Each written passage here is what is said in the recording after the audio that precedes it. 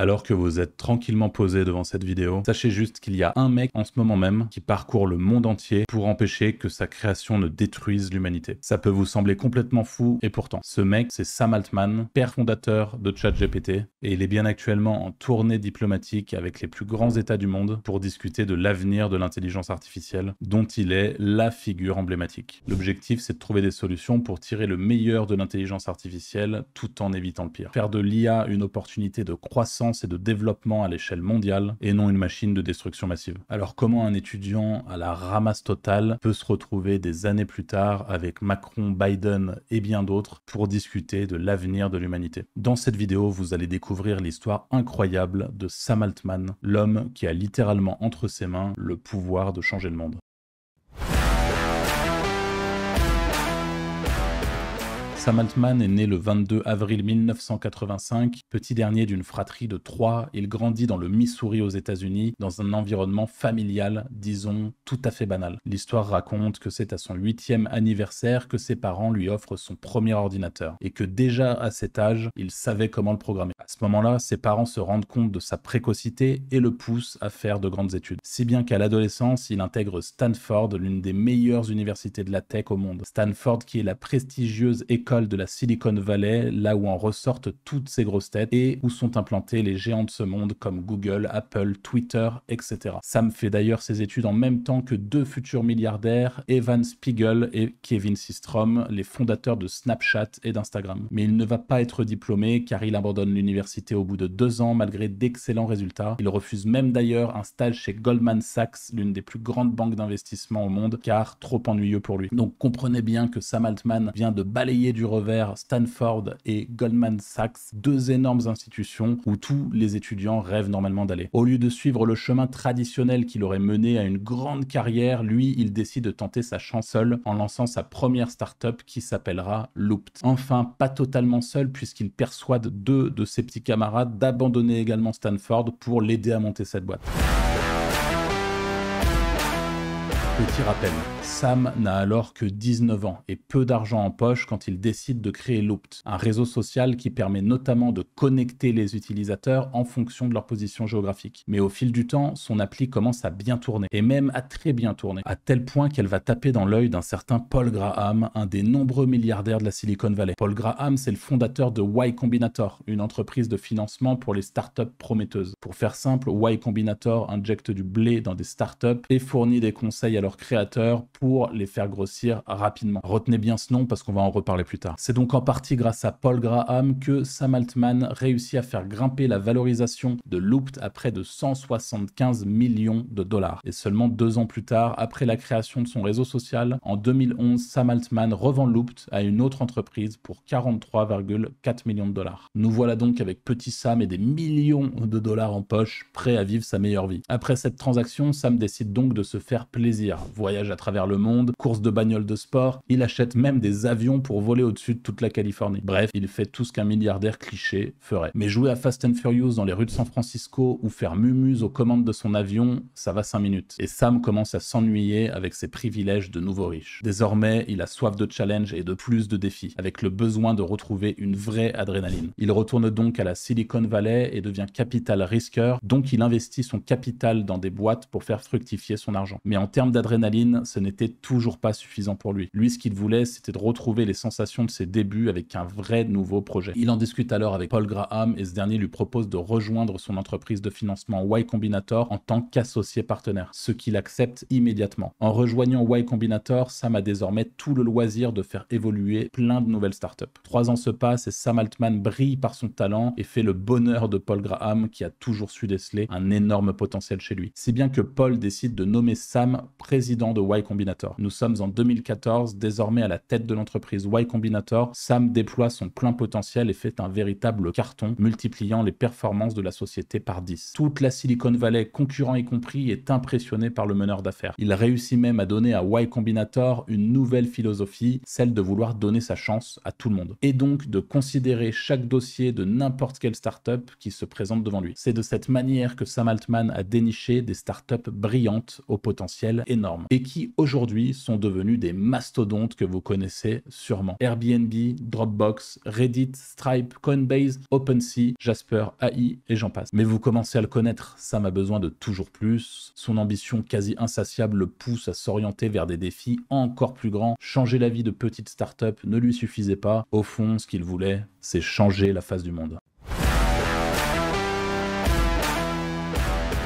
Février 2014 et Sam Altman, brillant PDG et investisseur redoutable, se creuse toujours la tête pour trouver le moyen de satisfaire sa prochaine ambition. Changer le monde pour le rendre meilleur. Si vous avez suivi jusque-là, vous savez que Sam aime le goût du risque. On peut même dire que dans la Silicon Valley, il est le maître en matière de prise de risque. Et quoi de plus risqué que de miser sur l'inconnu? Avec son œil de faucon et son flair de chien truffier, Sam a senti la prochaine grande vague qui renversera tout sur son passage, l'intelligence artificielle. Aujourd'hui, c'est assez évident de dire que l'IA va révolutionner le monde. Mais à l'époque, en 2014, il faut savoir que l'IA n'est pas du tout aboutie. Elle est même considérée comme une science ratée. Rares sont les personnes qui croyaient à son aboutissement. Pour la grande majorité des gens, l'IA ne relevait que de la folie ou de la science-fiction. Mais pas pour Sam, qui savait au fond de lui que l'IA serait la plus grande avancée technologique que le monde n'ait jamais connue. Alors, comme à son habitude, il se lance à 2000% dans le projet. Et c'est en compagnie d'un certain Elon Musk et d'autres investisseurs externes qu'il va créer un laboratoire de recherche en IA axé sur l'apprentissage automatique et les neurotechnologies. Mais c'était loin d'être gagné. Et il faut savoir qu'à l'époque, le maître en matière d'IA et d'algorithmes super développés était le géant Google. Avec son statut de monopole, Google s'offrait le luxe de recruter à peine sortis d'université de la tech les meilleurs ingénieurs de l'IA. Du coup, pas facile pour Sam Altman de dénicher des talents capables de concurrencer Google sur le marché de l'IA. Et pour ceux qu'il réussissait à dénicher, il fallait forcément devoir les convaincre de travailler avec lui plutôt que de se ranger aux côtés de Google. Pour cela, Sam Altman a choisi de se positionner en tant que héros de l'histoire, en émettant l'idée que son entreprise ne serait pas à but lucratif, mais serait, contrairement au grand méchant capitaliste Google, une entreprise à but non lucratif, au service de l'humanité. C'est donc en se positionnant comme un altruiste, un bienfaiteur du monde, qu'il parvient à recruter une dizaine de grands talents, experts en intelligence artificielle pour l'accompagner dans le développement de son projet. Mais problème, une entreprise à but non lucratif par définition ne réalise pas de profit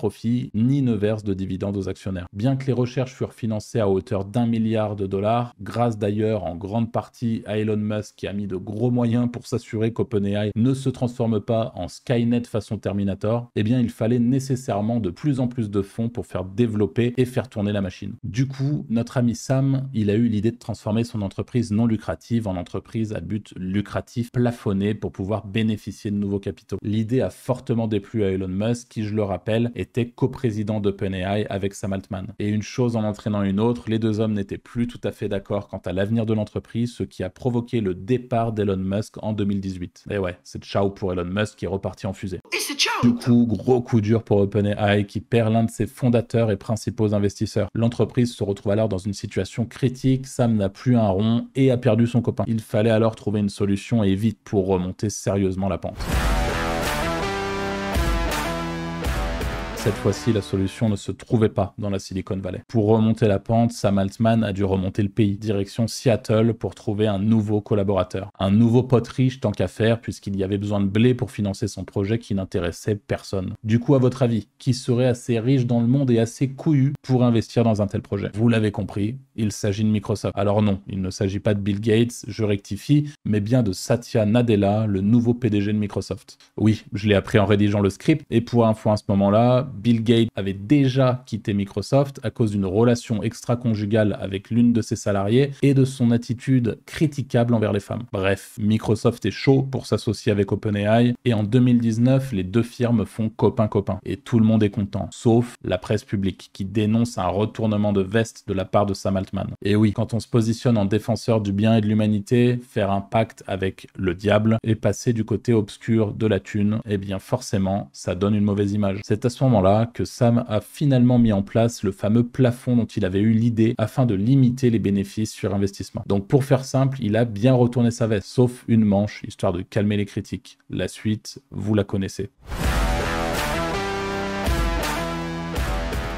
Grâce à cette nouvelle collaboration, OpenAI repart de plus belle et continue de développer son intelligence artificielle appelée GPT. Il faut dire que de GPT-1, la première version de l'IA d'OpenAI, à GPT-3, le chemin fut clairement semé de beaucoup d'embûches. Mais même au stade de GPT-3, qui pourtant offrait des résultats impressionnants, beaucoup de personnes dans l'entourage de Sam Altman continuaient à être pessimistes vis-à-vis de l'IA. Jusqu'au moment où l'entrepreneur a eu la brillante idée d'intégrer son IA GPT-3 à un chatbot qui a donné naissance à notre fameux ChatGPT, un robot conversationnel capable de répondre à n'importe quelle question dans le langage humain, voire même effectuer des tâches bien précises. Plus que jamais, l'IA était sur le point de changer le monde. Mais comme on dit souvent, il faut réellement le voir pour le croire. S'il restait encore des pessimistes avant le lancement officiel de ChatGPT, le jour de sa sortie, tout le monde est tombé d'accord. Cette fois, c'est sûr, l'IA a le potentiel de changer le monde. Et n'importe quel individu pouvait le constater en allant tester gratuitement l'outil en accès libre depuis son ordinateur. L'engouement fut colossal. Un mois à peine après sa sortie, OpenAI enregistre plus de 100 millions d'utilisateurs. Aujourd'hui, l'entreprise est évaluée à plus de 30 milliards de dollars. Certains parlent même d'une possible valorisation future à plus d'1 billion de dollars. Finalement, Sam Altman a bien eu raison de prendre tous ces risques. C'est un succès monstrueux pour lui. ChatGPT devient d'ailleurs le produit à la croissance la plus rapide de l'histoire. Aucun doute maintenant que l'intelligence artificielle va bouleverser nos vies à jamais. Mais une question subsiste encore. De quelle manière au juste l'IA va-t-elle nous bouleverser ?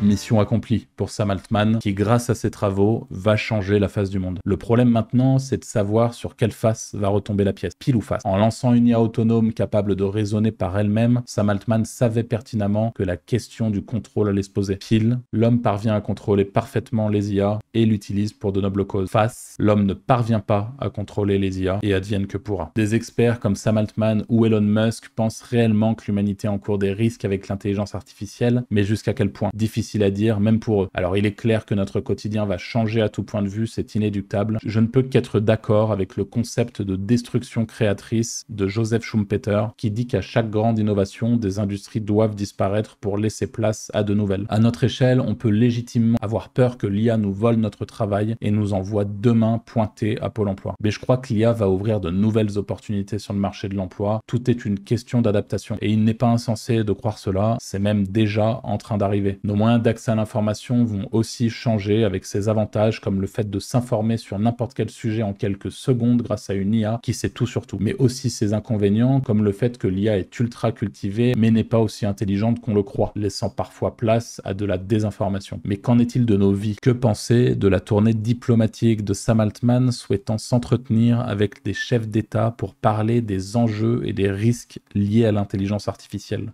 Quel genre d'entreprise convoque les plus hauts représentants des peuples pour demander de réguler et de garder le contrôle sur son propre produit? Et que penser d'un homme comme Sam Altman qui rêve d'un monde meilleur et qui possède pourtant un bunker nucléaire, une réserve d'armes et de masques à gaz, comme s'il sentait l'apocalypse arriver? Les amis, c'est sur ces questions que je vais vous laisser. Par avance, je vous remercie de m'avoir écouté jusqu'au bout. J'espère que ce contenu un peu différent d'habitude vous a plu. Et si c'est le cas, n'hésitez pas à vous abonner, à liker et à commenter cette vidéo. Je vous dis à très vite pour une prochaine vidéo.